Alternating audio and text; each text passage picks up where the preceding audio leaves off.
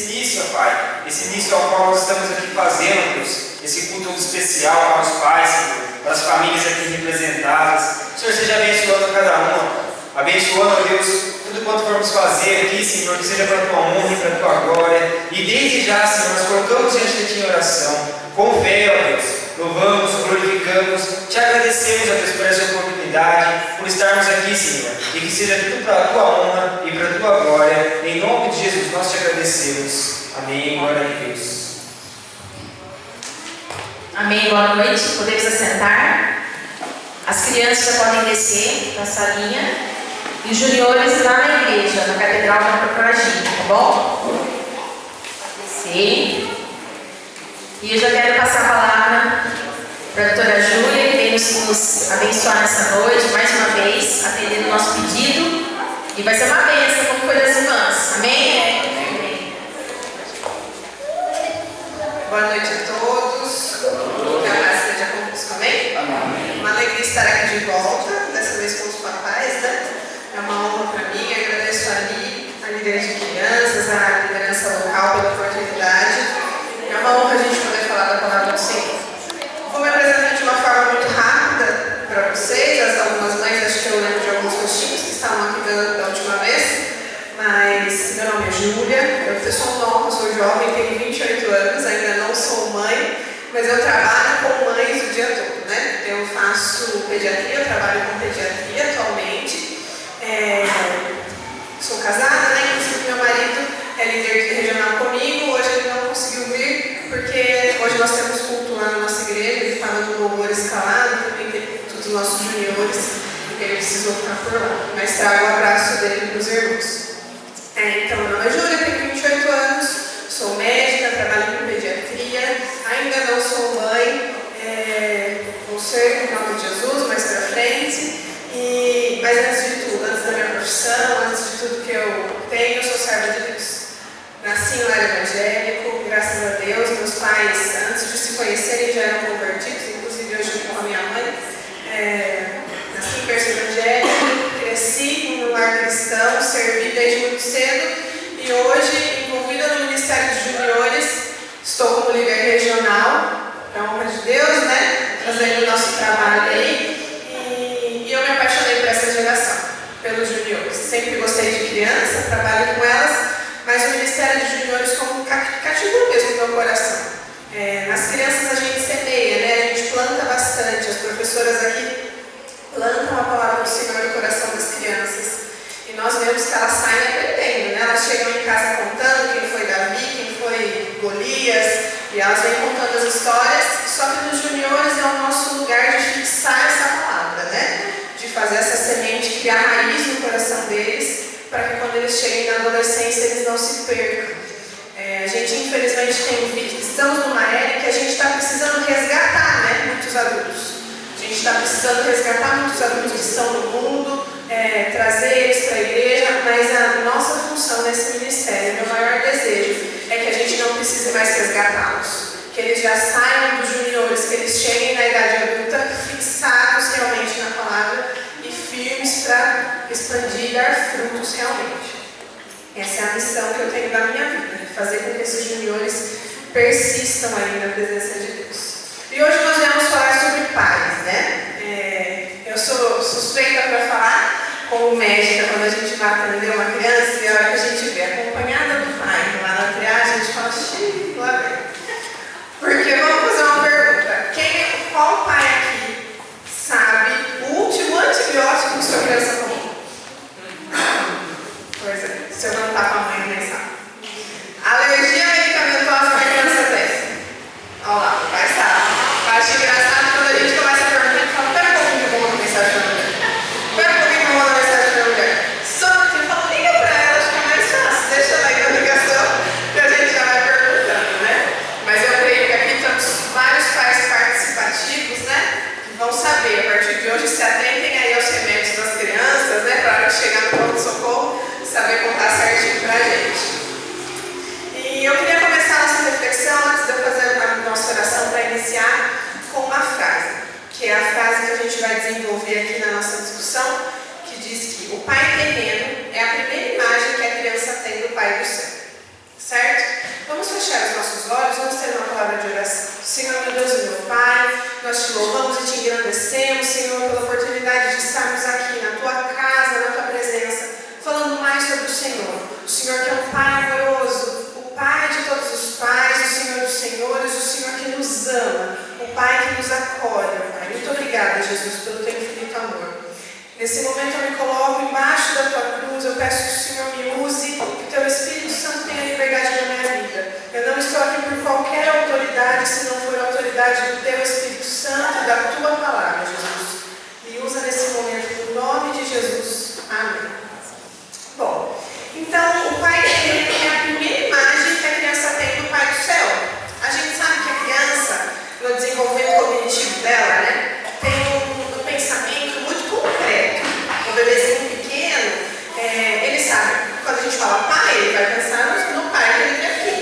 Para esse desenvolvimento, né, o desenvolvimento cognitivo, para passar para abstrato, demora um pouco. Então, a primeira imagem que ele vai ter do Pai do céu é o Pai que está aqui na terra. Então, olha a tua responsabilidade. Quando ele pensa, quando ele vem aqui e a pessoa fala, porque o papai do céu, a primeira imagem que vem na cabeça dele é o Pai da terra. E aí a gente fica falando, porque o Pai do céu te ama, porque o Pai do céu está com você todos os dias, e ele fica pensando no Pai terreno. A gente sabe como é complexo a gente explicar para um adulto que não entendeu, não conheceu o amor de pai, e chega na igreja, se converte depois dos seus 30, 40 anos. Como é difícil a gente explicar o conceito do amor de Deus? Nós que somos convertidos, eu, por exemplo, sou convertida há muito tempo, se você começa a pensar muito nesse amor infinito, nesse amor que não tem limites, nesse Pai que me ama e me corrige, nesse Pai que mesmo querendo o meu bem, não dá tudo que eu peço, é profundo. Imagina para uma criança, para ela ter contato com tudo isso. Então você, como pai, você precisa ajudar ela nisso. Você precisa ser um exemplo concreto, visível e palpável do amor de Deus. Então esse é o tema da nossa discussão de hoje. Pais, vocês são exemplos concretos, visíveis e palpáveis do amor de Deus. Essa é a tua responsabilidade. É uma responsabilidade, né? Quando eu vim aqui falar com as mães também, eu joguei um monte de coisa delas. Agora eu vou jogar um pesão em vocês também. Então vamos lá. Eu vou ler um versículo que está lá em Salmos 86:15. Eu poderia ter escolhido inúmeros versículos para falar do amor de Deus, mas eu escolhi esse, porque ele me traz alguns adjetivos que a gente vai aplicar para a nossa paternidade. Então lá em Salmos 86:15 diz assim: Mas tu, Senhor, és Deus compassivo e misericordioso, muito paciente, rico em amor e em fidelidade. Como é bonito a gente ouvir isso. Que a gente pensa que o nosso Deus é rico em amor, que Ele é fiel, que Ele é paciente. Graças a Deus por isso, né? Mas você, como pai, também precisa dessas características e eu vou te contar por quê. Quando a gente começa a pensar em compassivo e misericordioso, a gente nem precisa explicar como o nosso Deus é misericordioso para conosco, né? Que misericórdia que Ele teve, Ele nos ama, Ele se entregou por nós. E se a gente for ver a definição no dicionário, está escrito assim: que tem ou revela compaixão, que se compadece, é bondoso, piedoso, caridoso. Se a gente pensa numa pessoa misericordiosa, a gente pensa numa pessoa que não espera nada em troca, certo? Do que ela faz. E se nós formos seguir esse pensamento, a maternidade, a paternidade, infelizmente não foi feita para nos dar retorno. A gente tem visto muito aí, às vezes as pessoas postam uma criança lá lavando a louça e colocam, é a maternidade dando retorno. Ou então muitos pais falam assim, eu vou ter filho, porque quando eu envelhecer, ele vai cuidar de mim. Mas não é assim. Se fosse bem assim, a gente não vê esse tanto de idoso aí abandonado e tendo que ser cuidado por outras pessoas, né? Infelizmente não é assim. Claro, um filho criado baseado na palavra do Senhor, um filho criado com princípio cristão, um filho criado com amor, ele vai responder em amor a você. E a hora que chegar a velhice, em resposta a tudo que você fez, em amor, ele vai cuidar de você. Nós temos isso, um filho criado na palavra do Senhor, né? Mas não porque ele te deve. Porque o Senhor nos dá, não querendo que nós esperemos algo em troca, né? Os nossos filhos não são para nos satisfazer, para satisfazer os nossos sonhos, né? Às vezes aquele pai que queria para a escolinha de futebol com 2 anos. Começou a andar, vai chutar bola, porque eu não fui jogador, mas ele vai ser. Infelizmente, os nossos filhos não vieram para agradar os nossos sonhos e concluir com os nossos sonhos, né? Os nossos filhos, eles vieram para cumprir o sonho de Deus. Deus tem sonhos para eles, sonhos grandes, infinitos, e o nosso papel é ser instrumento para que os nossos filhos cheguem nesse futuro que o Senhor tem preparado para eles, né? Nós somos instrumentos para fazer com que os nossos filhos caminhem no futuro profético, né? E os filhos não são nossos. Tem um versículo muito conhecido que a gente fala, que é falado muito quando se fala de maternidade e paternidade, né? Os filhos são herança do Senhor. Que bom, né? Herança. Quando a gente pensa em herança, tem versão que fala que é um presente. Herança não é nossa. Quando a gente recebe algo, uma casa, por exemplo, veio de alguém, e o Senhor te deu teu filho como herança. O teu filho não é seu. O filho é de Deus e Ele te deu para você criá-lo na presença dEle. Toda herança vem de alguém, Ele entregou esse filho para você. E eu queria te falar uma frase que eu ouvi há umas 2 semanas, e essa frase ficou na minha cabeça. Que filhos são herança, não são dívida. Por quê? Hoje, quando a gente vê uma mulher grávida, a gente fala, meu Deus, será que ela viu o preço do pacote de fralda? Gente, será que ela viu o preço da lata de leite? Quem tem filho pequeno que sabe. Quanto custa a fralda? Quanto custa o leite? A hora que fica doente, então, a primeira receita que você vai na farmácia não fica menos de R$100. Porém, o seu filho não é uma dívida. Eu conheço, na verdade, através da minha mãe, eu conheço o nome de uma mulher que ela fez fertilização in vitro. Ela não conseguia engravidar, então ela fez a fertilização, engravidou e gestou. E ela falava para todo mundo que ela tinha guardado todos os comprovantes de tudo que ela gastou, porque a gente sabe que não é barato uma fertilização, de tudo que ela tinha gastado para ter aquela menina, para ter aquela filha. E quando a menina crescesse, ela ia mostrar para ela quanto ela tinha custado. Imagina que peso que essa menina ia ter. Com certeza tinha sido muito cara, muitos anos atrás ainda, né? Não era tão desenvolvido. Imagina, a criança cresce e a mãe fala, tá aqui, ó, você custou isso para você nascer. Que peso que é esse? Mas eu sei também que para o pai, como provedor de um lar, é muito difícil não substituir a herança pela dívida. Você como provedor que tem que pagar a comida, muitas vezes tem que pagar o médico, tem que pagar o convênio, tem que pagar a farmácia, tem que pagar a escola, e aí a criança quer fazer o futebol, então tem que pagar o futebol e o balé, enfim, tem que pagar. É difícil você não ver o cifrão em vez de uma herança. A gente gasta muito, não estou aqui para ser hipócrita e falar, não, seu filho é uma herança, não tem nada de dinheiro envolvido. Tem sim, infelizmente a gente vive num mundo muito capitalista. Mas a gente também não pode começar a olhar os nossos filhos com tanto peso financeiro e fazer com que eles percam esse brilho, que a paternidade perca o brilho, na verdade. Às vezes você está tão dedicado em trabalhar, em conseguir um sustento para a tua casa, em prover, para poder dar um passeio diferente, para poder dar algo diferente, que seu filho praticamente a gente vê. Eu vou junto com meu pai para a igreja, então a gente vai no mesmo carro, eu vou para o culto de juniores, ele fica lá na igreja, depois a gente volta para casa, ele está muito cansado, porque ele trabalhou o dia todo, ele já vai dormir, ou então ele trabalha à noite, os nossos horários não batem. Às vezes você está tão preocupado no financeiro que você não tem tempo nem para secar. Nós precisamos de um olhar compassivo e misericordioso. Olha para o seu filho com um olhar de amor. Ele não precisa te dar nada em troca.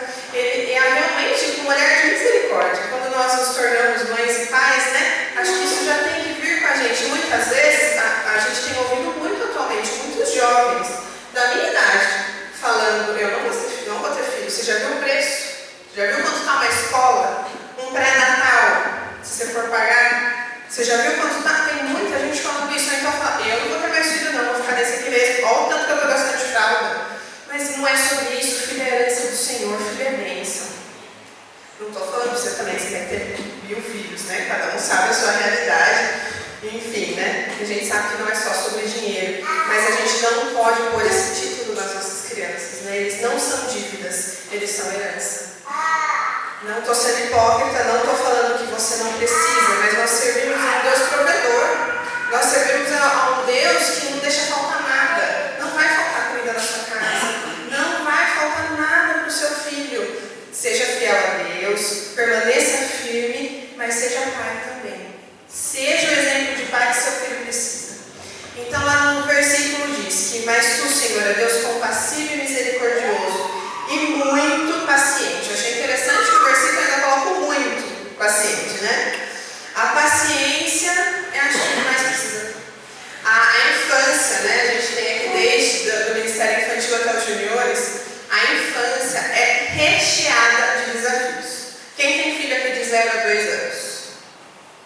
Alguns. Então vamos ver se vocês se identificam com esses desafios. Eles não falam direito, então eles choram. E eles choram muito o tempo todo e a gente nem sabe muitas vezes o porquê.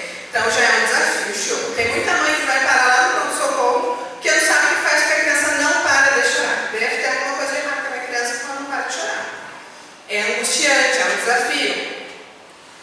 A criança não anda, a criança não sabe se virar sozinha, ou então começa a andar, começa a cair, está engatinhando, mexe no que não deve. É outro desafio, já não pode mais ficar sozinho, tem que ficar acompanhado o tempo todo. E acho que o mais frustrante, o mais difícil, o sono. Do 0 aos 2 anos aí, a parte mais difícil é o sono, né? A criança não dorme direito, a criança chora à noite, trocou o dia pela noite. Meu Deus, que angústia. Eu tenho uma colega de trabalho, ela tem uma menina de 3 anos. E ela virou para mim e falou assim, ela falou, Júlia, pensa no plantão noturno mais difícil que você já teve, que você não dormiu, que você ficou a noite inteira acordada, e você não parou, e você trabalhou. A maternidade é um plantão noturno sem fim. Eu falei, Jesus, o que é isso? Ela ficou tão traumatizada porque a filha dela não dormia, que ela falou que ela filmou. A menina dela está com 3 anos, agora já dorme bem. E ela filmou momentos na madrugada da filha dela chorando e ela mostra. E aí quando veio uma criança muito fofinha, a gente atende e fala, ai, fulano, seu útero não está coçando? Ela falou, às vezes coça, mas eu tenho um vídeo no meu celular para me lembrar. Então toda vez que eu penso que eu vou ter outro filho, eu olho aquele vídeo. Pensa no trauma que essa mulher carrega, ela precisa ser curada realmente, né? É um trauma, é um desafio gigantesco. Aí quem tem filho de 3 a 5 anos? Tem alguém? Já dorme? Seu filho já dorme a noite toda? Viu, gente? Passa, vai começar a dormir. Já vai. Olha lá, que bênção. Tem umas Deus abençoadas. Eu não dormi a noite toda. Minha mãe quase traumatizou também. Demorou 12 anos para conseguir ter outra filha, tão traumatizada que ficou. Tem uns abençoados que dormem. Mas com 3 a 5 anos já dorme, gente. Vocês vão chegar lá, vai passar. Só que aí começa outra fase. Aí começa a birra. Aí ele não sabe ouvir não.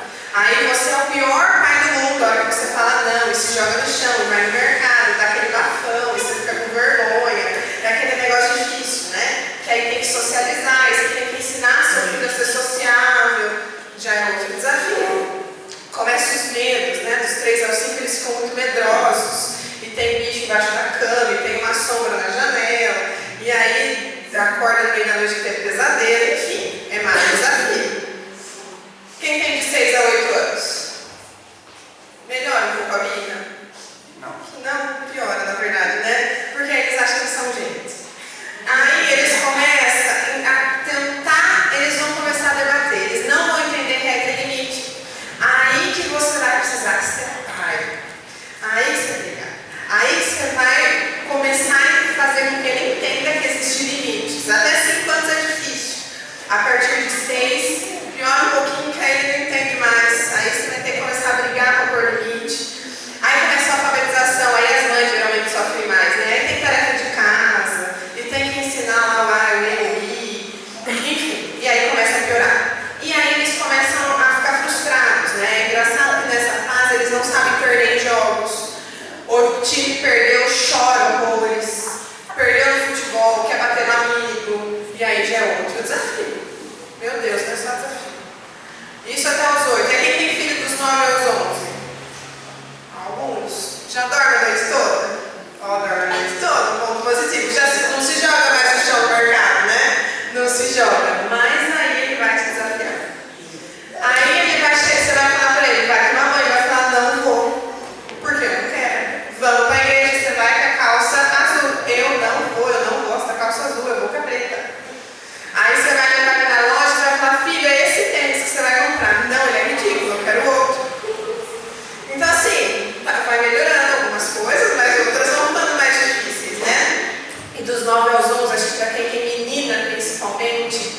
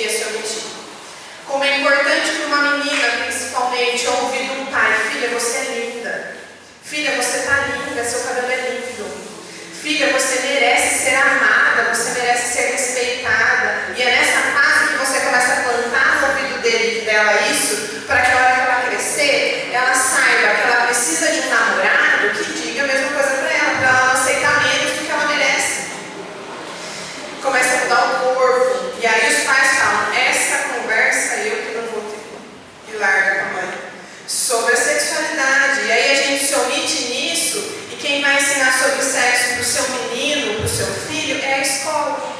Em vez de você ir, a gente conversou bastante isso aqui quando a gente conversou com as mães.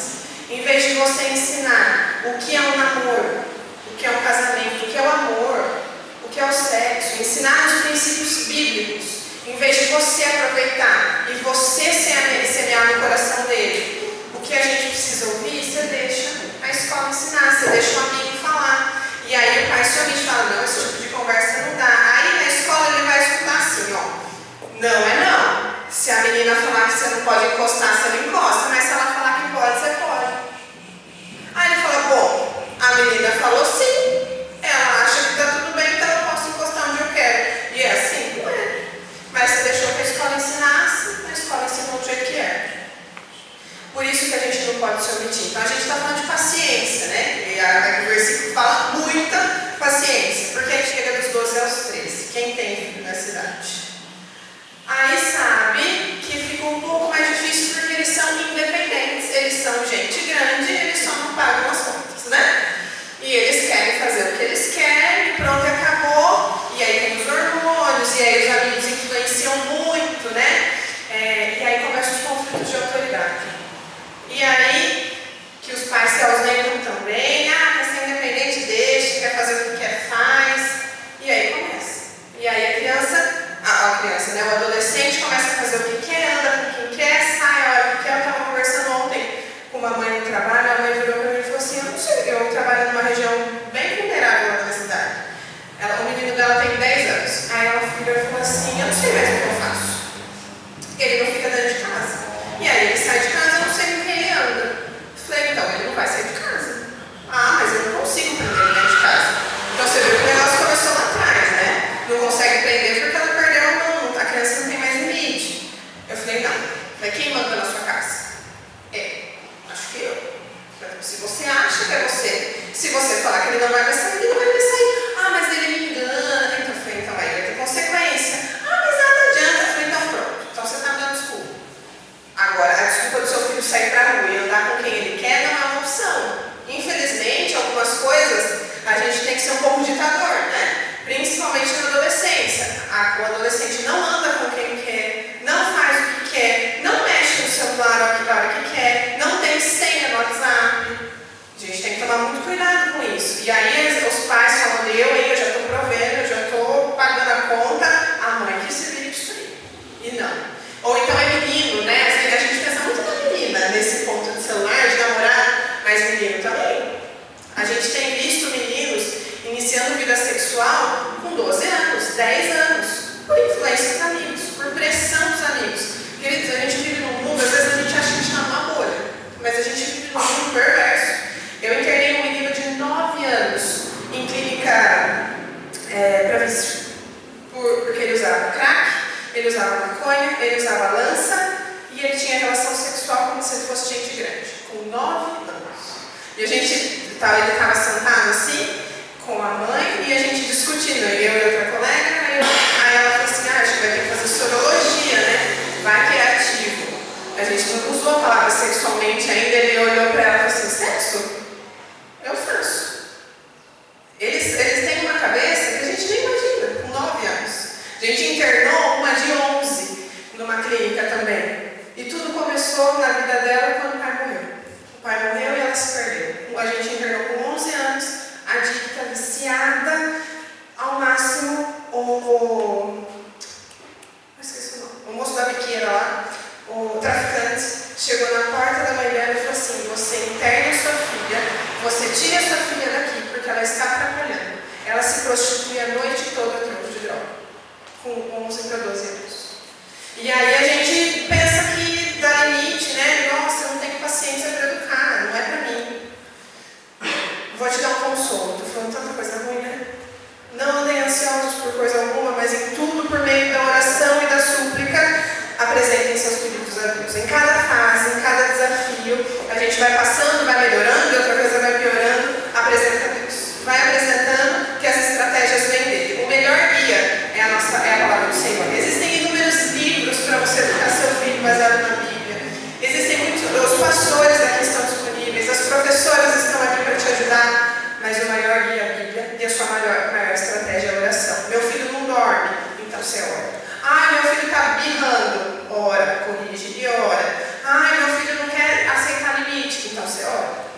A nossa maior estratégia é a oração. Como pais cristãos, como pais que acreditam na palavra do Senhor, a nossa maior estratégia tem que ser essa. Claro, não se ausentasse na oração, mas nós precisamos de orar. Então lá fala, mas tu, Senhor, és Deus compassivo e misericordioso, muito paciente e rico em amor. No amor, eu poderia escolher inúmeras formas de abordar esse amor. Eu poderia falar sobre abraço, beijo, abrace seu filho, beije seu filho, diga palavras positivas na vida dele, palavras de afirmação. Eu poderia abordar o amor de inúmeras formas, mas eu quero abordar o amor na disciplina, porque a disciplina é uma expressão de amor. Nós temos crianças gritando por limites a todos os campos, nas escolas, no culto infantil. Você vê a atitude da criança, a gente não fica bravo com a criança. Quem trabalha com criança sabe. Às vezes tem criança que me bate, mas eu não fico bravo com a criança. Eu fico bravo com a mãe, porque quem se ausentou de dar o limite da criança foi ela. Disciplina é uma expressão de amor. A gente não pode amar o nosso filho e beijar e deixar ele fazer o que quer. Eu vou ler 3 versículos para vocês, para me justificar. Quem retém a vara, odeia o seu filho. Quem o ama, buscará disciplinar. Provérbios 13, 24. Pois o Senhor disciplina quem ama, assim como faz ao filho a quem deseja o bem. Provérbios 3, 12. Não deixe de corrigir a criança, umas palmadas não a matarão. Para dizer a verdade, poderão até livrá-la da morte. Provérbios 23, 13. E, nossa, se você for ler a palavra do Senhor, você vai ver inúmeros versículos sobre disciplina. E eu amo muito, eu amo a minha profissão, eu amo que a ciência, mesmo as pessoas falando que a ciência é completamente separada, né, da palavra do Senhor, ela se une.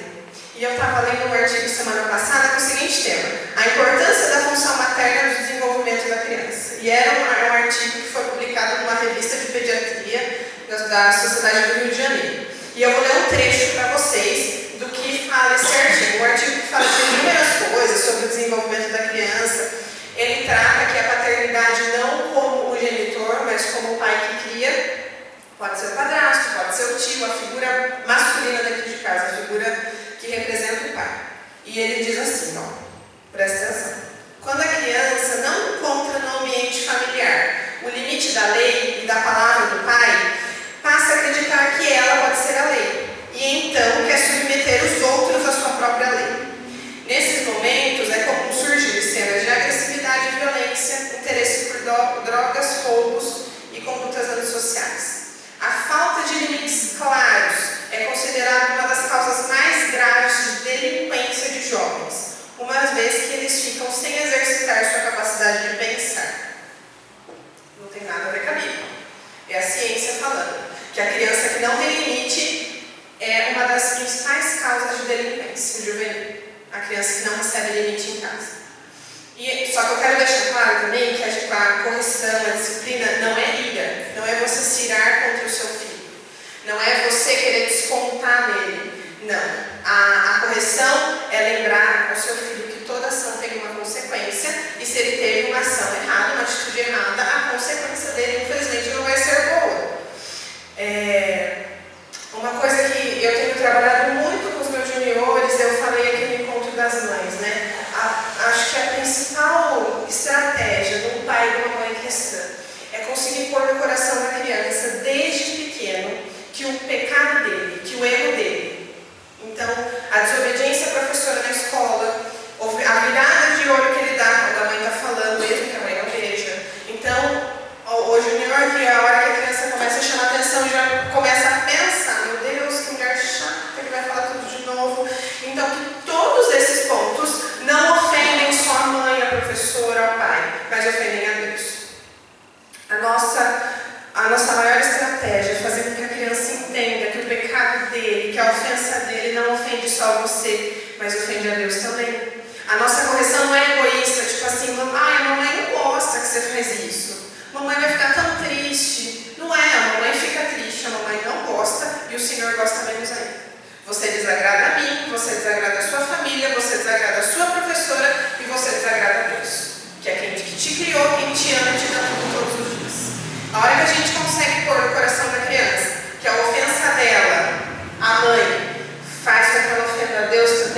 a gente chegou no ponto bom da nossa criação. É um ponto em que a criança vai pedir perdão para você e para Deus também, porque é o que ele precisa. E é essa maturidade que a gente quer pôr na cabecinha das nossas crianças para elas irem crescendo, tendo temor à palavra de Deus. Porque aí a hora que chega na fase adulta, é muito difícil. A hora que chega o adulto na igreja, você vai falar, mas meu filho, a hora que você está mentindo, você está pecando, você está ofendendo ao Senhor, é muito mais difícil quando adulto. Aproveite agora. Ah, mas meu filho já está sem limite. Não é tarde. Nunca é tarde. Comece a pôr limite. Comece a disciplinar. Não fale de castigo, fale de consequência. E você não precisa repetir o que foi feito com você. Isso é um ponto importante porque, infelizmente, no passado, a gente via pais que espancavam os filhos. Quem aqui já levou surra dos pais? De ficar roxo? Tá vendo? Existe. Infelizmente era muito comum, mas a gente não precisa repetir isso. A gente não precisa repetir os mesmos moldes. A palavra do Senhor nos ensina. Eu sei que a questão de palmada, de cinta é muito controversa.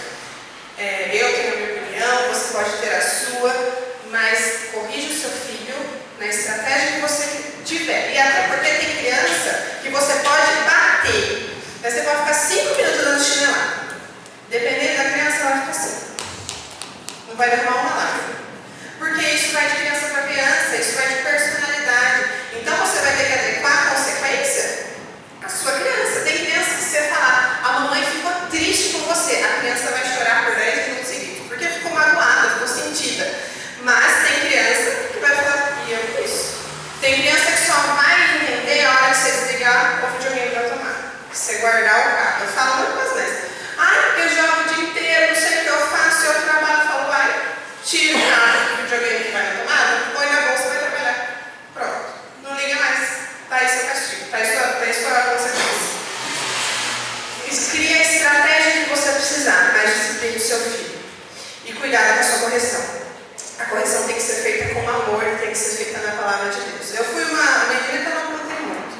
Aprontava às vezes. E quem me disciplinava era meu pai. Então, às vezes, quando precisava, eu entrava no quarto dele com a minha mãe, eu lembro perfeitamente, era de cinta. E dói um pouquinho. E ele me batia, não batia muito, dava umas cintadas e eu chorava. Eu só chorou, então acho que era bem dramático, eu chorava bastante, ficava magoada, ia pro quarto.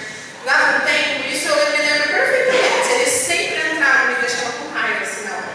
Mas ele sempre entrava no meu quarto depois e ele falava assim: eu não vim pedir desculpa porque eu te bati, mas eu vim falar que eu te amo. E eu virava de lado, chorava mais ainda e ele saía. Então as disciplinas que eu tive não foi por maldade, mas foi porque ele me amava. E deu tudo certo, cresci bem, não fiquei traumatizada, entendi que era amor. Mas eu fui disciplinada. Infelizmente, nós estamos consolando muitos adultos hoje, muitos adolescentes, porque nós não disciplinamos na hora correta, porque nós não corrigimos. Aí a gente fica gastando tempo consolando pai e mãe, que hoje sofre porque não corrigiu na infância. Hoje meu filho está perdido, não estou falando que a culpa é só disso. Infelizmente, existem o inimigo usa de outras estratégias. Mas a gente viu aqui que os maiores dados de delinquência infanto-juvenil é a falta de limite. Então não deu limite a infância inteira. Aí a hora que o filho tem 13, 14 anos, ele vai chorar. E aí a gente consola a mãe, vamos orar a mãe. Mas lá atrás, a gente devia ter ajudado ela. Devia ter alertado ela. Então o amor do Senhor, o nosso Deus, ele é compassivo e misericordioso, muito paciente, rico em amor, e a disciplina é uma expressão de amor. E para concluir, ele é rico em fidelidade. Eu achei uma expressão de fidelidade muito bonita do dicionário que diz assim, que fidelidade é constância nos compromissos assumidos com outrem. Você é fiel à sua família quando você cumpre os compromissos que você tem. E você tem compromissos com seus filhos, você tem compromisso com a sua esposa, não traia a sua família. E quando eu falo de traição, não é só o adultério. Não traia o tempo com a sua família com o seu celular. Não traia com o seu trabalho. Não traia com seus amigos. Ah, porque eu preciso do meu tempo. Ah, porque eu tenho que ver o Instagram. Ah, porque eu tenho que assistir meu jogo sozinho. Não traia a sua família por isso. Seja fiel à sua família, seja fiel aos seus filhos. Não troque o seu filho pelo seu celular. Não troque tempo. A gente tem vivido um tempo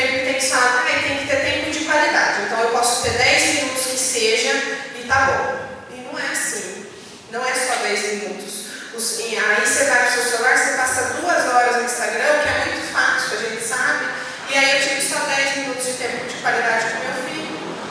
E não é assim, seja fiel à sua família.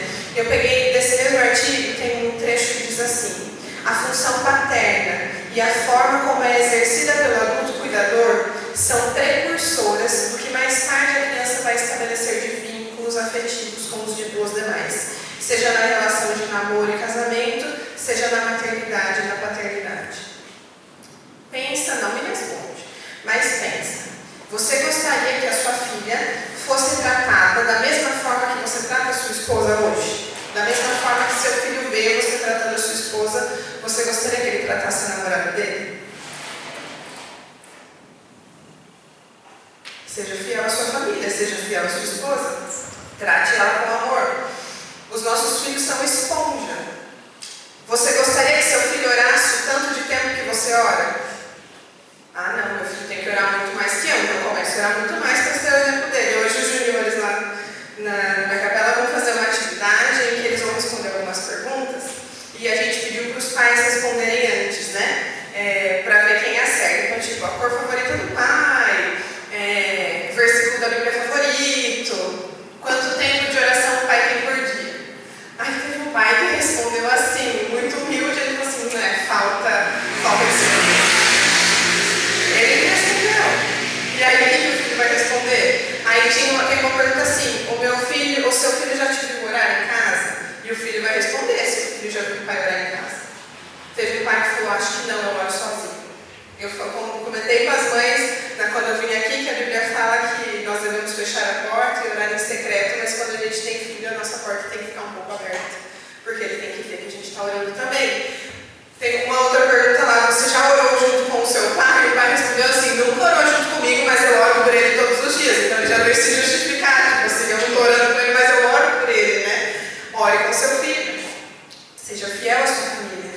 Que seu filho tenha confiança em você. Seja uma pessoa de confiança dele. Que ele pode chegar para você e contar o que ele está passando, contar o que ele está vivendo. Seja uma pessoa de confiança. Tem uma frase que eu li no livro, inclusive, que foi o tema do encontro das mães, que diz assim, a maneira mais eficaz de guardar seus filhos, de serem atraídos por ofertas de companheirismo dos ímpios, é fazer com que o lar seja um lugar atraente para estar. Que a sua casa seja um lugar agradável para o seu filho estar. Que seu filho não tenha desejo de sair para a rua. Que seu filho não queira estar longe de você. Que seu filho deseje estar perto. Que seu lar seja agradável para isso. Pai, você é um exemplo concreto e visível e palpável do amor de Deus para o seu filho. Então seja misericordioso, seja amoroso, seja paciente, não estoure por nada, seja fiel à sua família. Para terminar, eu tenho uma frase que eu tenho ouvido ultimamente, e essa frase tem me feito refletir muito. Que ela diz assim, você é resultado daquilo que você contempla durante toda a sua vida.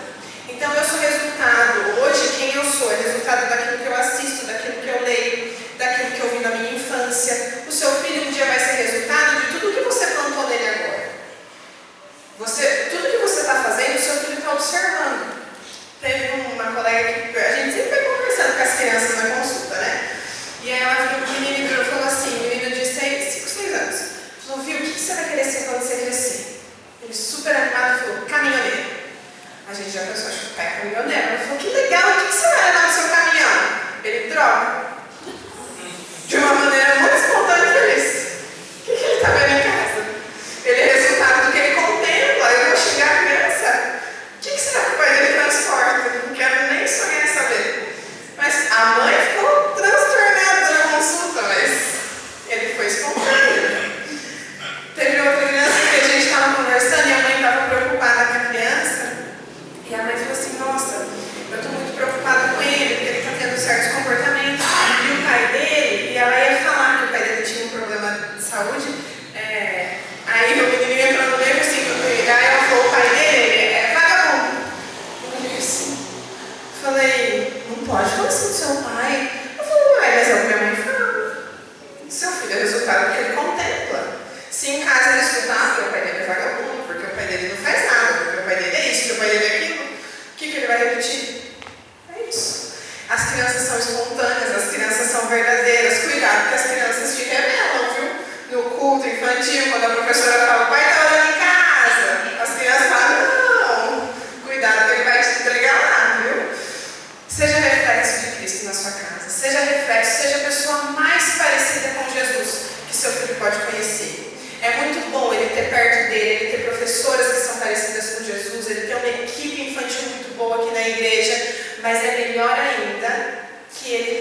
pessoa mais parecida com Jesus, a pessoa que ele mais admira seja você. Não deixe que o maior desejo dele, nossa, eu quero ser igual a professora lá da igreja, que ele quer ser igual a você. Eu quero ser igual ao meu pai. O meu sonho é ser igual ao meu pai. É servir a Deus igual ao meu pai, é fazer o que meu pai faz, é estar na igreja junto com o meu pai. Seja o melhor exemplo, seja parecido com Jesus, que o seu filho está te observando a todo momento. Amém? Era isso que eu queria trazer para vocês, de uma forma bem sucinta, mas essa palavra tem falado muito comigo, que nós aqui na Terra somos exemplos de quem o Senhor é no céu. Deixa eu orar rapidinho para a gente encerrar e eu já volto a palavra para aí. Senhor, meu Deus e meu Pai, eu te agradeço, Jesus, por esses momentos que eu pude compartilhar a tua palavra, coisas que o Senhor tem falado comigo, tem ministrado no meu coração, e eu peço, Jesus, continue falando conosco. Nos ajude a ser cada dia mais parecidos com o Senhor, a ser misericordiosos com os nossos filhos, a olhar os nossos filhos com um olhar de amor, sabendo que eles são herança do Senhor, ó Pai. Crendo que toda a provisão vem do Senhor, e nós cremos e declaramos que nada faltará nos nossos lares, nada faltará para os nossos filhos, ó Pai, porque tudo vem de Ti, e é o Senhor que nos sustenta. Mas nos dê um olhar de amor para as nossas crianças, nos dê paciência, que em nenhum momento, Jesus, nós não nos omitamos na disciplina, que nós não nos omitamos em cuidar, em amar as nossas crianças. Nos ajude, nos ensine, ó Pai, diariamente a sermos fiéis a Ti, a sermos cada dia mais parecidos com o Senhor e fiéis à nossa família, fiéis aos nossos filhos, às nossas esposas. Jesus, nos ajude a ser melhor em todas as áreas, todos os dias, ó Pai, no nome de Jesus. Amém. Amém? Volta a palavra para Giane. Muito obrigada, viu?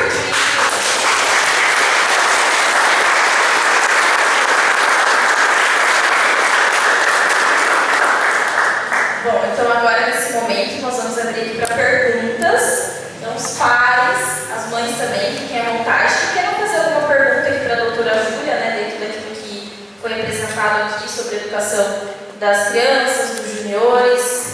Alguém quer fazer alguma pergunta? Alguma dúvida? Quantas cintadas é o limite? Não existe, mas tem que ser com amor.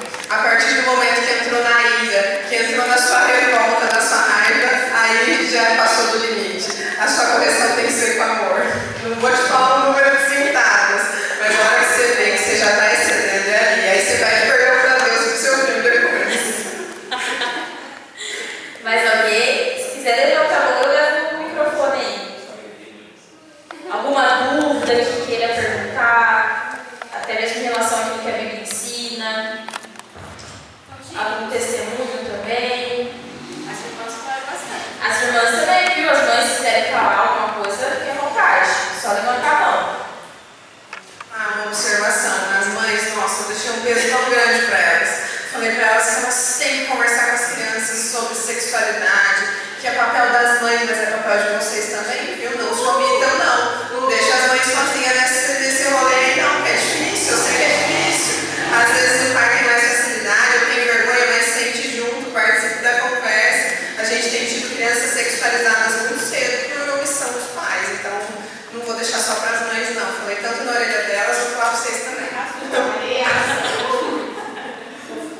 Alguém? Sobre sonho, você falou sobre o sonho da criança, a gente queria que a criança seja o que a gente não foi. É errado a gente insistir na criança ou tem que... Assim, o que a gente não foi, tudo bem. Então, por exemplo, eu não estudei, eu quero que meu filho estude.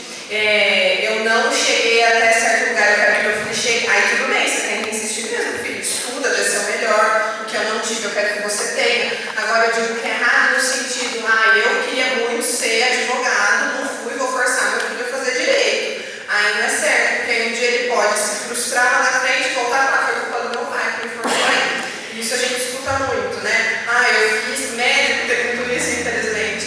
Eu fiz medicina porque meu pai mandou, mas eu sou a pessoa mais infeliz do mundo. Infelizmente tem muito isso, porque meu pai é médico, então, o sonho do meu pai é ter um médico na família, eu fui lá e fiz. Não force nada. Se for o seu filho errado,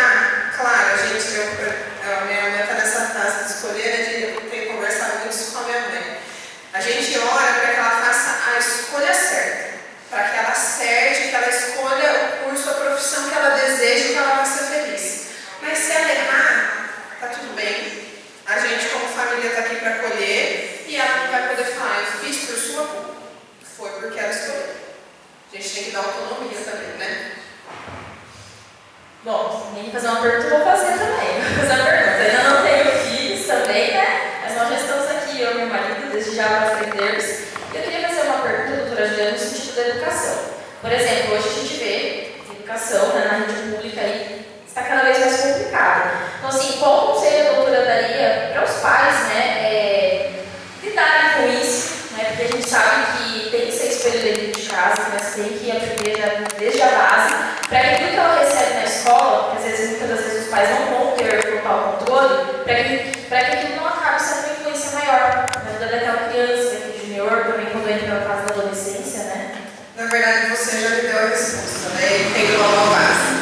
E na verdade, você tem que proporcionar um ambiente seguro. Porque se o seu filho chegar em casa falando assim, ai, porque senão, porque a professora da escola falou que não foi Deus que criou o universo. E você começar, misericórdia, tá repreendida, essa professora vai pro inferno, eu vou lá reclamar. E a criança vai se sentir exposta, vai se sentir assustada e ela nunca mais vai te contar o que acontece lá dentro. Então, você segura, depois no quarto você chora, você grita, você uiva, mas com ela você fala, nossa filho, que pena, você faz aquela cara de paisagem. Nossa filho, que pena que ela te falou isso, mas a gente sabe, né, que foi Deus que criou, a gente deu na Bíblia, então volte a criança para a Bíblia e traga ela para a palavra de Deus. Ter uma boa base é tudo. Eu tenho um exemplo que tem um junior no meu grupo, em que eu estava falando que a gente tem que orar pelos nossos, quem é o nosso próximo, né? Aí eu falei, então, o nosso próximo é a nossa professora da escola. Ele falou, misericórdia, a minha professora, aquela esquerdista, ela é ateia, ela fala que Deus não existe, claro que Deus existe. Outro dia eu quase levei a Bíblia para provar para ela. Falei, você tá certo? Então ele tem uma boa base. Eu falei, mas ela é sua próxima, você vai ter que orar por ela, querendo ou não, né?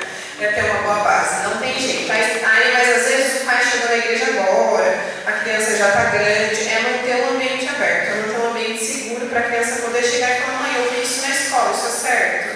E falar para a criança, filho, pergunta para mim, tem alguma dúvida? Conta para mim, como foi seu dia na escola? Essa pergunta abre uma porta para milhões de coisas, né? Filho, o que aconteceu hoje na escola? O que a professora falou? Às vezes a criança vai falar um monte de coisa chata, mas às vezes vai soltar uma coisinha que você já vai puxar um monte de coisa. Eu vou perguntar sobre a sexualidade. Como que eu começo a falar sobre isso? Porque o Miguel não fala nada sobre isso. Tem 8. Assim, até os 10, você responde o que a criança pergunta. Então, se a criança pergunta, mãe, de onde vem os bebês? Mãe, aí você só responde no limite ali da idade dela.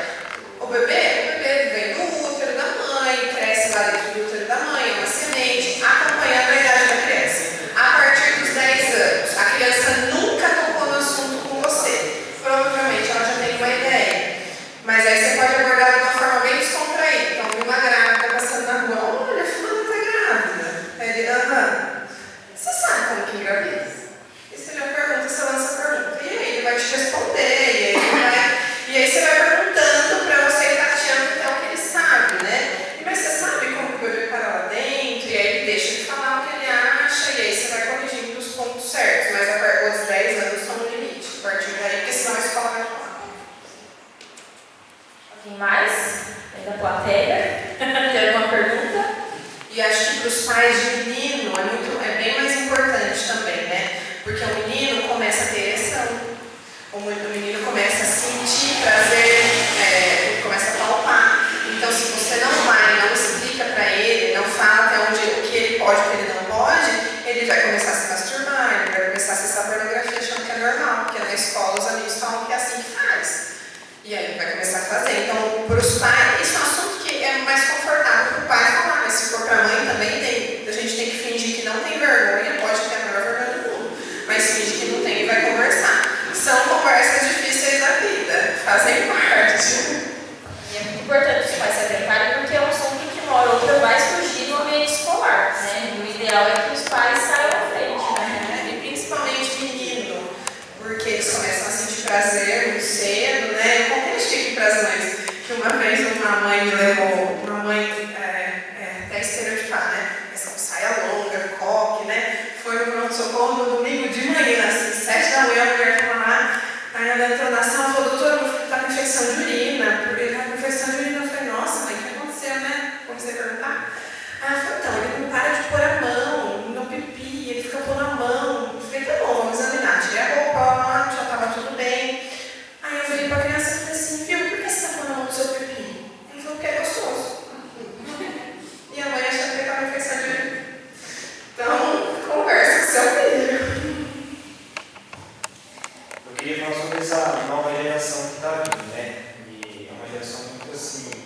vive muito em redes sociais. Eu ainda não sou pai, mas eu vejo assim algo que me incomoda, né? Às vezes quem está na igreja, no culto, ou em algum ambiente, o pai ou a mãe acaba cansando da criança, né? Que está ali, né? A mil por hora ali, e dá o celular para a criança, né? Em alguns momentos assim, isso acaba atrapalhando. E até mesmo dentro de casa, às vezes está ali na hora do almoço, da janta, do café, e está com o celular ali comendo e com o celular na cara. Eu vou até abrir aqui que eu tenho a idade certa, mas essa questão de tela é o mais complicado, né? A Sociedade Brasileira de Pediatria fala que até 2 anos não pode ter exposição à tela, que isso atrapalha o desenvolvimento mental. De 2 a 5 é no máximo 1 hora por dia, e isso inclui TV e celular. De 6 a 10 anos, de 1 a 2 horas por dia. A realidade das nossas crianças, infelizmente, é completamente deturpada disso. Sai da escola, passa 4, 5 horas na frente da TV. E a gente já tem visto alterações. Quem aqui já ouviu falar do termo geração dopamina? Alguém já ouviu falar? É essa geração que está viciada em tela. E eu acho engraçado que agora não é mais vídeo no YouTube, né? Antes colocava galinha pintadinha, agora é news. Eles passam news, gente, eu não faço nada. E eles ficam passando e eles não assistem até o final. Eles só querem ver, eles só querem ver. Isso estimula o cérebro de uma forma tão errada. Inclusive os desenhos, aqueles desenhos hipercoloridos, com mudança de cor muito rápida. Isso é extremamente prejudicial. Tem um neurologista, é até feio nesse termo, mas ele fala que daqui a uns anos as crianças vão virar ameba. Porque não vai ter cérebro. Porque eles estão acostumados a ver tanta porcaria. Põe uma criança para assistir os professores de criança. Dá uma aula para as crianças sem nenhum recurso visual. Falando. Vê se você consegue. Prender a atenção por 5 minutos. Ou você põe o projetor, ou você mostra a figura, ou você dá a figura para ele, põe a bexiga, faz a dinâmica. Senão, está cada dia mais difícil com os juniores também. Antes, por exemplo, na nossa igreja, o junior fica no culto, né? Mas a gente tem um culto um dia por semana que a gente recolhe eles. Fica observando o junior, que é de 9 a 12 anos aí. Vê se eles prestam atenção na palavra. Vê se eles conseguem. E a culpa, na verdade, é nossa, né? Tem um negócio no TikTok que eu tenho até nervoso na hora que eu começo a escutar aquele bailarina, caputina, sei lá o que é aquilo, que fica falando um monte de coisa estranha. E aí uma junior minha começou a falar isso. Eu falei, você vai olhar a tradução disso aí. Pode olhar em casa. E ela foi olhar e ela voltou super envergonhada. Porque fala umas coisas super nada a ver, e fala besteira no meio daquilo. E tem criança de 3 anos repetindo aquilo. E tem mãe que fala, ai que bem, sabe? Ele fica no celular. E a gente está prejudicando muito o cérebro das nossas crianças. É trabalhoso? É. Mas a maternidade e a paternidade é trabalhosa. Por isso você tem que ter um olhar misericordioso e inventa coisa, dá coisa para a criança brincar e deixa fazer bagunça, mas tira do celular. Mas dói mais na gente, porque é um esforço maior nosso do que na criança. Esses dias a gente foi funcionar uma criança lá de 6 meses, a mãe colocou o celular assim na frente dela, com a galinha pintadinha tocando. Eu falei, o que é isso? Eu falei, ela se acalma. Eu falei, tira isso daí dela. Ela tem 6 meses. Como que ela se acalma? Ela tá ficando hipnotizada. O cérebro dela tá... Nossa. A mãe ficou até assustada. Eu falei, pode, o que é isso? Deixa chorar. Se o problema é que chora, pode chorar, não tem problema. Acolhe, dá peito, conversa, mas não dá o celular. A gente teve um encontro de autismo lá em Araras, né? Que acho que ali foi, não sei se foi. Foi a pediatra que foi, ela é neurologista e ela falou que enquanto você amamenta, o tempo que você perde no celular enquanto você amamenta, era o tempo que você podia estar estimulando a sua criança. Com o olho no olho, fazendo careta, conversando, até o tempo que você amamenta. Então a gente perde muito tempo. As nossas crianças poderiam ser Einsteins. E a gente está se comportando com um viciadinho em TikTok, Instagram. Acha bonito, né? Sabe mexer. Alguém mais? Alguma pergunta? Ninguém? Então nós vamos passar aqui a palavra para o pastor Elias.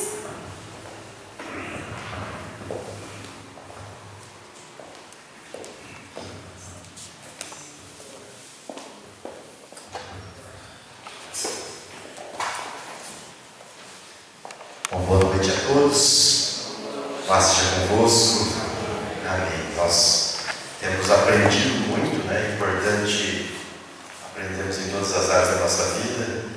Não é diferente quando se trata dessa grande função, responsabilidade que Deus deu a nós, e agora eu vou falar um pouco mais diretamente aos pais, né, que é o maior alvo nessa noite aqui. Mas eu gosto que as mães às vezes estão aí do lado, né, as esposas estão do lado, e às vezes dá até uma cutucadinha, né, como já vi um pouquinho aí, enquanto a doutora estava falando aqui, as mães, tá vendo? Tá vendo? E isso é importante para nós, né?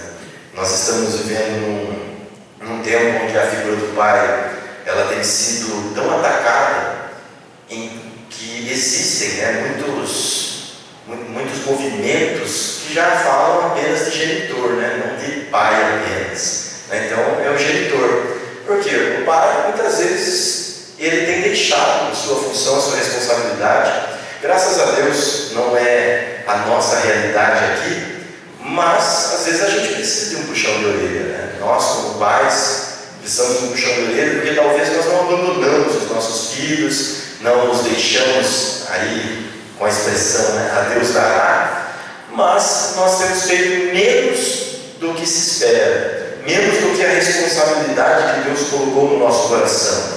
Então, distorce a figura do pai, coloca-se uma responsabilidade apenas na mãe, muitas vezes, mesmo porque a mãe parece ter um instinto, né, de ser mais sacrificial em virtude dos filhos, desde do parto, e aí os pais continuam deixando, né, a mulher, a esposa, a mãe, ela se entrega, ela faz, ela oferece, e é mais fácil para o pai deixar, né, deixa ela estar fazendo, e muitas vezes nós deixamos o nosso papel, que é uma responsabilidade importantíssima. E é isso que o mundo tenta anular. O mundo, ele vai anular, e as ideias mundanas, a filosofia desse mundo tenta anular a todo e qualquer custo o valor da paternidade.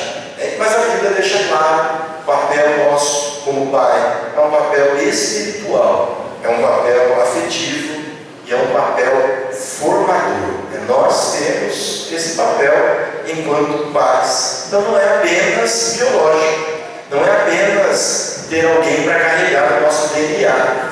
Nós não apenas tivemos uma relação que produziu, né, um fruto biológico, mas nós temos um papel espiritual, afetivo e formador. Então, como dissemos, o pai não é apenas biologia, né, é um chamado de Deus para ser o espelho, proteção e guia na vida dos nossos filhos. Quero ler o Salmo 127, verso 3, que diz o seguinte: os filhos são herança do Senhor, uma recompensa que Ele dá. O tema que eu quero abordar aqui de forma bastante breve, né, depois de ouvirmos uma palestra excepcional da doutora, é o papel do pai, chamado para liderar, amar e formar. Então nós temos o primeiro papel que o pai ele tem, de acordo com aquilo que a Bíblia, a palavra de Deus, apresenta para cada um de nós. O pai como um sacerdote do lar. Nós ouvimos bastante essa expressão de um marido, de um pai como sacerdote do lar, e às vezes fala assim: olha, o sacerdote do lar, sacerdote do lar. Mas o que é ser esse sacerdote? Precisamos entender muito bem o que é justamente essa responsabilidade de apresentar seus filhos diante de Deus. Porque os sacerdotes lá no Antigo Testamento, eles faziam isso. Eles apresentavam os pecados do povo diante de Deus. Ou seja, Deus ele usava essa figura para poder ministrar na vida das pessoas. O pai, quando ele é chamado do sacerdote do lar, ele é justamente essa figura. Ele é usado por Deus para apresentar a figura, a imagem, a presença de Deus no lar, na vida, no coração dos filhos. Então os filhos eles vão ter um guia espiritual dentro de casa, que é o pai. O pai tem essa função que tem uma grande representação dentro do lar. Na Deuteronômio, capítulo 6, versos 6 e 7 nos diz: essas palavras que hoje te ordeno estarão no teu coração, tu as inculcarás a teus filhos, e delas falarás sentado em tua casa, andando pelo caminho, ao deitar-te e ao levantar-te. Então veja, há uma responsabilidade de inculcar na mente dos filhos a palavra do Senhor, de imprimir na mente, no coração, a palavra do Senhor. Não apenas, óbvio, com um jargão gospel, mas a palavra verdadeira. Foi falado aqui, de forma muito mais prática do que nós estamos mencionando, a respeito de apresentar de forma verdadeira para os nossos filhos aquilo que eles vão perguntando até os 10 anos. Depois de 10 anos a gente vai usando estratégia para poder ir falando, ensinando eles. Mas veja, muitas vezes nós usamos as oportunidades de forma errônea, porque nós simplesmente usamos, às vezes, um jargão gospel, usamos uma experiência negativa, ao invés de pregar a verdade. As crianças, por mais que são crianças, estão em formação, elas, mais do que tudo, precisam ouvir a verdade, e principalmente de nós, pais. Então, o pai é o primeiro pregador que o filho ouve. Antes do filho ouvir o líder da igreja, seja o líder de crianças, juniores, antes dessa criança ouvir o pastor da igreja, os pastores, líderes da igreja, ela vai ouvir este pai, que é esse sacerdote, que é a representação de Deus, que vai apresentar Deus diante do lar. Então, para nós pais, não é suficiente apenas prover o pão para dentro de casa, porque muitos pais às vezes acham assim: olha, já estou levando sustento para dentro do lar, basta, né? Pelo contrário, eu acho que isso é importante. Nós somos sustentadores físicos dentro do nosso lar, dentro da nossa família, mas isso é muito pouco. Nós precisamos também levar o alimento espiritual, a palavra verdadeira, a palavra que é justa de Deus para o coração dos nossos filhos. E esse alimento os nossos filhos precisam receber também na sua alma.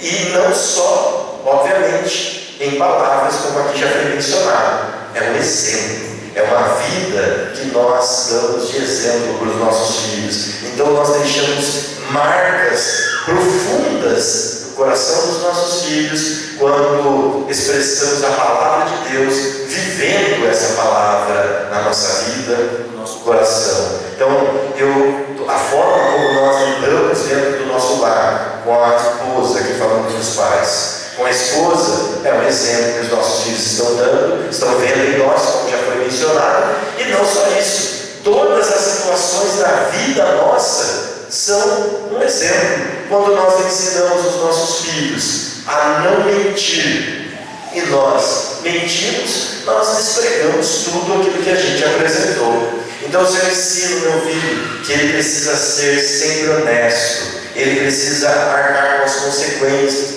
daquilo que se faz, mesmo que tomou uma postura, quem sabe por acidente, e causou algum prejuízo, e o filho vendo aquilo e vê que a gente tenta fugir da responsabilidade, bom, despregamos tudo aquilo que já havia sido pregado anteriormente por palavras.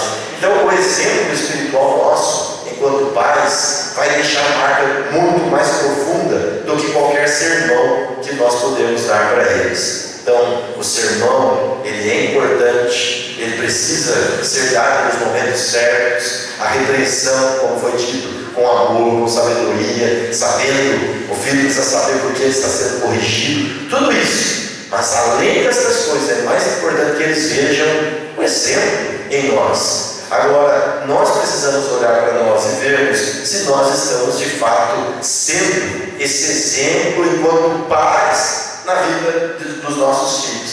Então nós temos aí como exemplo prático, que já foi bastante mencionado aqui, eu apenas cito: ore com seus filhos, leia a Bíblia juntamente com eles e viva aquilo que você está ensinando. Segundo ponto, o pai, ele tem que entender que ele é protetor e provedor. E aqui nós estamos falando da provisão, tanto física, biológica, mas acima disso também espiritual. Então veja, Deus coloca no pai a função de guardar, de suprir. 1 Timóteo, capítulo 5, verso 8, nos diz: se alguém não cuida dos seus, especialmente dos da sua própria casa, nele confere e é pior que um descrente. Então, nós vemos Paulo ensinando a Timóteo, enquanto um pastor, né, da igreja. Timóteo ainda era jovem quando começou o ministério pastoral dele, mas nós enxergamos que nós pais, como sacerdotes do lar que nós já mencionamos, nós somos pequenos pastores dentro de casa. O pai, ele é um pastor porque ele é o principal guia, é o primeiro que o filho vai ouvir. Antes do filho, já mencionamos, mas antes do filho ouvir o pastor da igreja, né, o pastor que tem ali um chamado específico ministerial, ele ouve esse pastor pai. Se o pai falar mal do pastor, o filho vai entender que o pastor é mau. Se o pai dá mau testemunho, é aquilo que o filho vai aprender. Então, o pai é o primeiro pastor. Se o pai não cuida dos interesses da casa, da responsabilidade do seu lar, da sua família, dos seus filhos, a Bíblia diz que ele negou a fé e é pior do que aqueles que não creem. Isso, obviamente, é pesado para nós, mas é uma verdade bíblica e espiritual que nós temos que entender. Eu, você, cada um de nós, pais, nós somos protetores, somos provedores dentro do nosso lar. E provisão, como já mencionamos, não é apenas dinheiro, né? Então, não é trazer dinheiro para dentro do lar apenas. Isso é uma coisa natural deste mundo físico. Mas quando nós sabemos que o mundo espiritual é muito além disso, nós também entendemos que a segurança ela é emocional e espiritual. Os nossos filhos precisam ser guardados emocionalmente e espiritualmente por nós, pais. A proteção que nós estamos falando aqui envolve correção com amor. Afastar os filhos dos perigos da vida. Veja, Deus também nos corrige com amor. Deus nos chama a atenção para que nós não nos percamos da nossa caminhada cristã, ou até para que nós não venhamos a correr por caminhos tortuosos nesta vida. Deus ele nos chama a atenção. E às vezes a chamada de atenção de Deus para nós dói. Às vezes é um impacto profundo na nossa vida que chega a doer, que machuca em nós, mas nunca com crueldade. Deus faz com amor, porque Ele é um bom Pai. Ele nos pega no colo depois do impacto e Ele cuida das nossas feridas. E o Pai é exatamente isso. Ele precisa entender que Ele tem essa responsabilidade dada por Deus.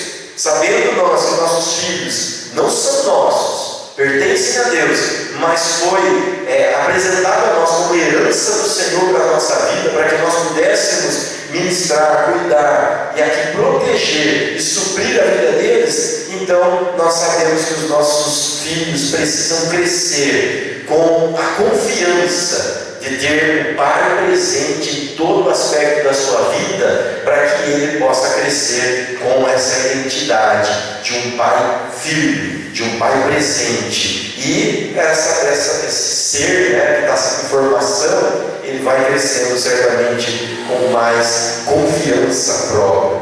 Então, a aplicação para nós, seja presente. Hoje a nossa realidade não é mais apenas do pai trabalhando fora, né? A maioria dos lares hoje, a mãe também trabalha fora. E é muito fácil, né? O pai chegar cansado e não querer contato com o lar, com a família, com os filhos, que chegam lá, às vezes, cheios de energia, mesmo no final da tarde, noite, e há uma dificuldade nossa em ser presente. Mas há uma necessidade de sermos presentes e não deixarmos brecha para que o inimigo tente, para que o inimigo preencha o vazio que nós estamos deixando. Uma coisa muito importante que nós devemos entender é que não existe trono vazio. Não existe, em hipótese alguma, algum trono que fique vazio. Pode ver nos tronos, eu falo aqui de governos humanos, sai uma pessoa, logo outra entra. Nunca fica trono vazio. No nosso lar, na nossa casa, também não existe trono vazio. Existe sempre alguém governando. No coração dos nossos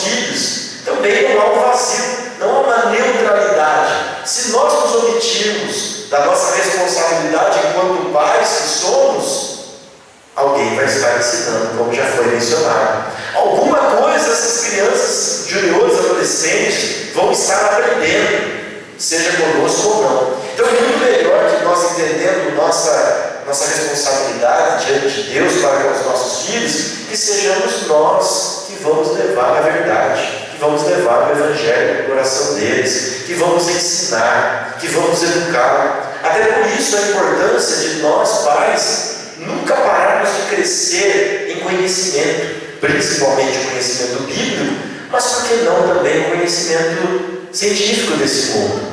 Porque eles precisarão de orientadores. E os melhores orientadores para eles, ou seja, a pessoa que mais ama, certamente está lá, dentro do lar, dentro da casa. E às vezes os filhos eles vão ter outras autoridades, que eles vão notar assim: olha, essa pessoa sabe mais que os meus pais.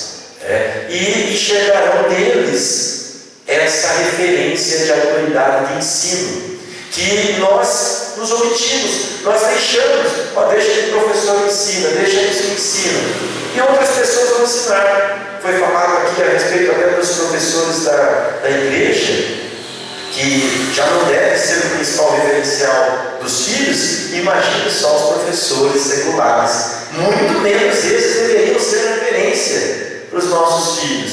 Mas o que acontece? Às vezes os pais param o tempo.